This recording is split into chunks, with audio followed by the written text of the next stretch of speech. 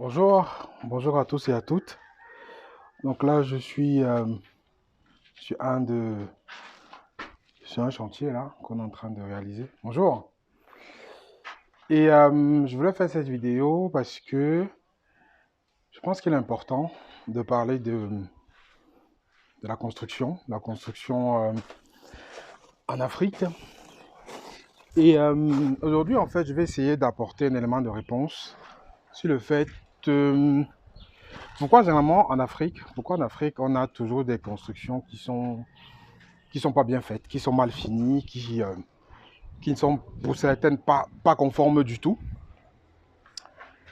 J'ai un avis en fait assez arrêté sur le sujet.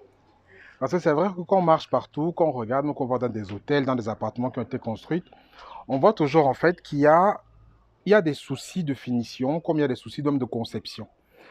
Et ça, c'est un fait qui est assez fréquent. Donc, quel que soit les bâtiments qu'on rencontre, il y a toujours, bon, il y a certains bâtiments peut-être qui sont intéressants. La majorité des bâtiments, il y a toujours un défaut quelque part, un défaut de construction, un défaut de conception. Et souvent aussi même un défaut dans les finitions, c'est-à-dire au niveau du détail, il y a souvent des problèmes. Je me rappelle tout récemment, j'étais dans un hôtel à Yaoundé, un hôtel qui était un hôtel plutôt qui est assez réputé. Mais même un hôtel qui a les moyens, qui est un hôtel 3-4 étoiles, on voit toujours qu'il y a des petits détails qui sont pas corrects, quoi, qui sont pas bien. Donc moi aujourd'hui, j'essaie d'en faire cette vidéo pour essayer d'apporter un élément de réponse parce que je pense que ce qu'on voit au Cameroun, ce qu'on va peut-être voir en Côte d'Ivoire, au Congo, dans d'autres pays d'Afrique. Et mon explication en fait, elle est sur plusieurs facteurs. D'abord, le premier élément, pourquoi est-ce qu'on trouve ce type de construction, à mon avis, c'est parce que déjà, ceux qui conçoivent les bâtiments ne veulent pas dépenser. Ça, c'est le premier point. C'est-à-dire aujourd'hui, par exemple, je discutais avec un architecte, c'était hier, je pense, il me disait en fait que, par exemple, au Cameroun, quand on fait un bâtiment R+1, par exemple, on ne fait plus appel à un architecte. C'est-à-dire, il y a un monsieur qui se dit entrepreneur ou maçon et qui va prendre en charge la conception d'un bâtiment R+1, par exemple, tout seul, sans avoir la capacité et sans avoir été formé pour pouvoir faire ce type de projet. Donc ça veut dire déjà, les gens veulent économiser parce que s'ils vont vers un architecte qui vont devoir payer, ils vont freiner, ils ne vont pas vouloir payer, quoi. Ils vont économiser de l'argent. Donc ils ne savent pas seulement que ce qu'ils économisent à ce moment, s'ils vont le dépenser plus tard, si le mec se loupe lors de la conception. Parce que comme on va voir un architecte, c'est son métier. L'architecte me disait en fait que le bâtiment, ça fonctionne comme le corps humain. C'est-à-dire qu'un bâtiment, il y a des structures, il y a des veines, il y a tout en fait. Donc il faut que ce soit fonctionnel. Et généralement, quand on prend quelqu'un qui n'a pas fait les études en architecture et qui ne sait pas comment un bâtiment peut fonctionner, il y a de fortes chances en fait qu'il se trompe quelque part dans la conception ou dans autre chose et derrière, le bâtiment qu'on va faire ne sera pas du tout correct. Donc, premier élément de réponse pour moi, c'est que les personnes qui construisent veulent économiser de l'argent.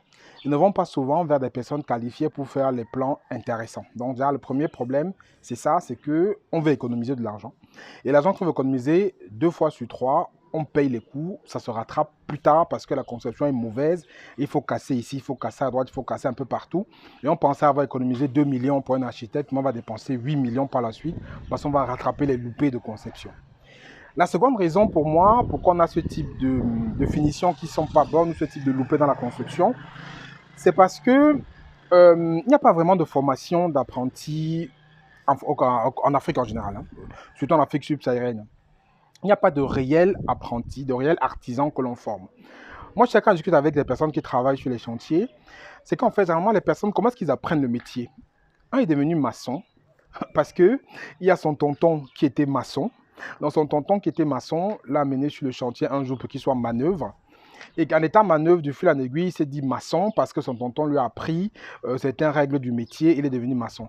Et ce propre tonton-là, lui aussi l'a appris comme ça. Lui aussi l'a appris par notre tonton, qu'il a fait venir du village, qu'il a appris à la maison, qui est aussi dans les chantiers, qu'il a pris pour être manœuvre et après qu'il a pris les ficelles du métier. Et le tonton qui a appris à ce tonton-là, c'était pareil. Donc on remonte à 3-4 générations, on voit toujours qu'il n'y a personne vraiment qui est parti apprendre la maçonnerie à l'école. On voit qu'il n'y a personne qui a vraiment appris quelles sont les règles d'un maçon, comment est-ce qu'on doit faire le béton, comment est-ce qu'on doit pouvoir faire le mortier, tout ça. Ils ne le savent pas. Ils ont appris sur le tard. Et ça vient peut-être de 3, ça remonte plus loin, ça peut monter à 3 générations. Hein. C'est-à-dire qu'il y a un qui est venu de sa province, il s'est installé à Yaoundé, il a fait ça, il a fait Yaoundé, il s'est installé à Yaoundé, il a fait comme ça, et derrière, il est devenu maçon, et ainsi de suite, il a appris les manœuvres et tout ça. Donc, c'est ça le problème, c'est qu'on n'a pas d'artisans qualifiés. On n'a pas d'artisans qualifiés qui font des travaux. Et normalement, les gens le font parce qu'ils ont appris sur le tard. Et ça, c'est pas bon.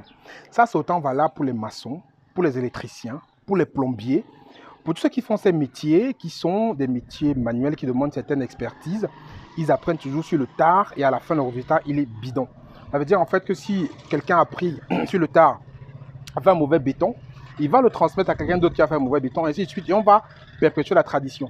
Alors que c'est des métiers qui nécessitent une réelle formation, une réelle expertise, il faut que les gens comprennent qu'il faut se former, avoir de vrais professionnels.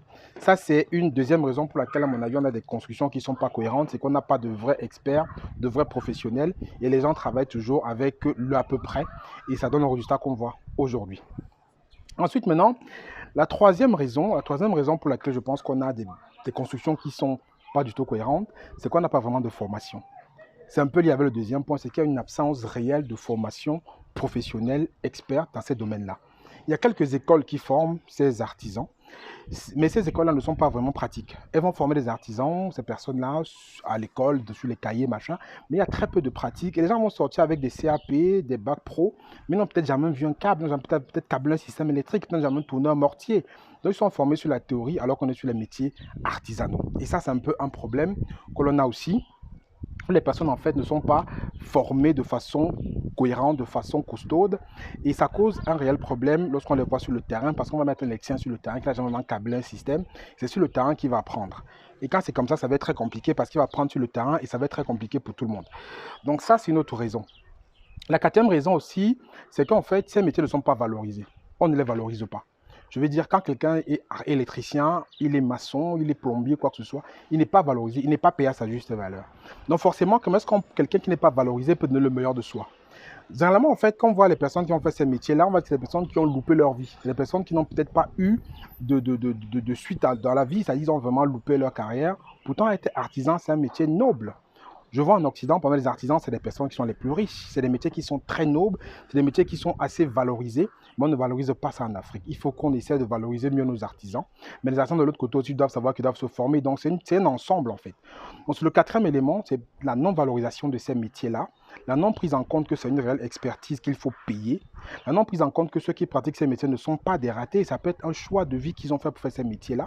Mais eux aussi qui font ces métiers doivent comprendre qu'ils doivent se former, qu'ils doivent fournir du bon travail et qu'ils doivent aussi se mettre aux standards internationaux. Parce qu'aujourd'hui, quand le veut pas, la mondialisation arrive et l'Afrique va évoluer et on doit évoluer avec cela. Donc voilà quelques raisons pour moi que je vais partager avec vous. Pourquoi souvent les constructions ne sont pas correctes. Je pense qu'il y en a plusieurs autres. Mais c'est les quelques raisons que moi j'ai énumérées, donc que j'ai énumérées par rapport à mon vécu sur le terrain. Et je ne sais pas si vous pensez qu'il y a d'autres raisons que peut-être je n'ai pas évoquées. Je vous invite à le mettre en commentaire de la vidéo. Et je fais un appel ici, je lance un appel à tous ceux qui sont artisans, que ce soit hors d'Afrique, et qui ont des compétences, qui peuvent apprendre à des personnes. Réfléchissez et pensez à peut-être créer des centres de formation ici en Afrique pour former cette jeunesse à créer de vraies compétences, une vraie expertise, parce qu'il y a tout à bâtir ici en fait. On a un continent à construire et on a besoin des personnes compétentes, des experts pour pouvoir construire ce continent-là. Donc c'est un appel que je lance. Il y a des personnes qui sont en Occident qui ont des compétences particulières, que ce soit des plombiers, des maçons, des électriciens, tout ce qui est comme métier manuel de l'artisanat. Moi, je vous invite à réfléchir à ça, à essayer de voir comment ne pas ouvrir un centre de formation en Afrique. Mettez-vous ensemble, faites quelque chose d'intéressant. Je pense que ce sera un réel plus pour notre continent.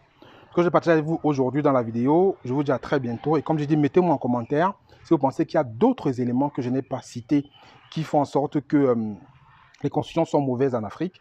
Mettez en commentaire, je serai curieux de le lire. Je vous dis à très bientôt dans une prochaine vidéo. Ciao, ciao.